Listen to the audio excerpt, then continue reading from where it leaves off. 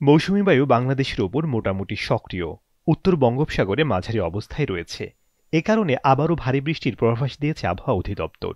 তবে এবার রাজধানী ঢাকার পাশাপাশি আরও ৩ বিভাগে বৃষ্টিপাত হতে পারে। রংপুর, ময়মনসিংহ, চট্টগ্রাম ও সিলেট বিভাগের অধিকাংশ জায়গায় এবং রাজশাহী, খুলনা ও বরিশাল বিভাগের কিছু জায়গায় অস্থায়ীভাবে দমকা হাওয়া সহ হালকা থেকে মাঝারি ধরনের বৃষ্টি ও বজ্রপাত হতে পারে। সেই সঙ্গে রংপুর, রাজশাহী ও ময়মনসিংহ বিভাগের কোথাও কোথাও মাঝারি ধরনের ভারী থেকে ভারী বর্ষণ হতে পারে। এছাড়া সারা দেশে দিন এবং রাতের তাপমাত্রা সামান্য কমতে পারে।